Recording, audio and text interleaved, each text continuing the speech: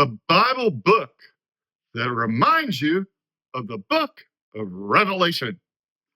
Welcome to Bible on the Go with Dr. Dan and our monthly overview of Bible books.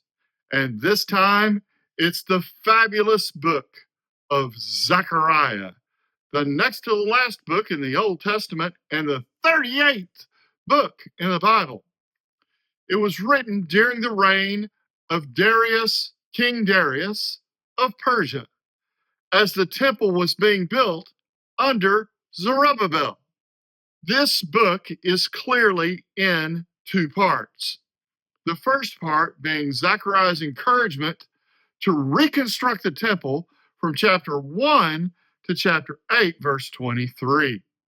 And then the second part is the powerful oracles about the future of God's kingdom from chapter 9, verse 1 to chapter 14, verse 21. The book of Zechariah has some clear prophecies about Jesus and the end times. For example, this well-known prophecy in Zechariah 9:9 about the Palm Sunday event of Jesus.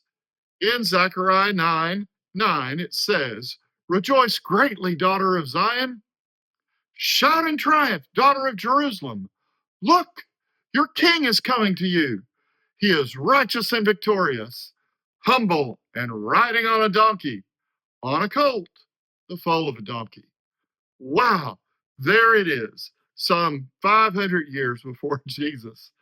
And then in Zechariah 11:12 through 13, a very sobering prophecy, clear prophecy about Judas and the 30 pieces of silver.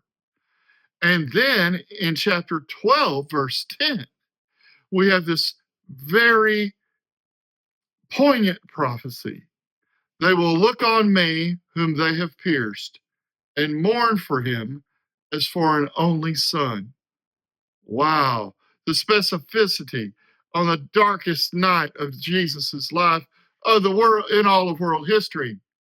Well, chapter 14, oh my goodness, the last chapter, clear prophecies about the second coming event of Jesus, which really helps as we build out our eschatology or end times views.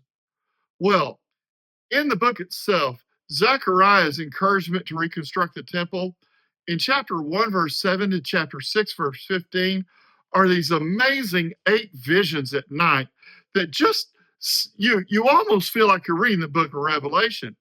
The man and the myrtle trees, 4 horns and 4 craftsmen, a man with a measuring line, Joshua the high priest, the gold lampstand, the flying scroll, the woman in the measuring basket, and the 4 chariots. Wow, he sees a lot, and it's open to a lot of interpretation, but it's really fascinating how he keeps going back to talking about how important it is to get that temple built. Then it finishes with the Lord blesses Jerusalem before it goes into these oracles. Now remember that an oracle is the label given for when the prophet begins to speak for God in first person. For example, "Thus says the Lord of heaven's armies," which is in this book several times. Well, the first oracle goes from chapter 9, verse 1 to chapter 11, judgment on the nations, Zion's king, the Lord's provision for Judah, and the 2 shepherds. And then the second oracle, which is really, you feel like you're right on top of the last part of the book of Revelation, when it says Jerusalem's enemies are destroyed, description of Messiah, and last but not least, the day of the Lord. Well, it's a fun book to read. I read it in the New Living Translation, and wow, was it a great experience. And it was hard to believe I'd already read 7 chapters in such a short amount of time, but it was really good, and I really enjoyed it.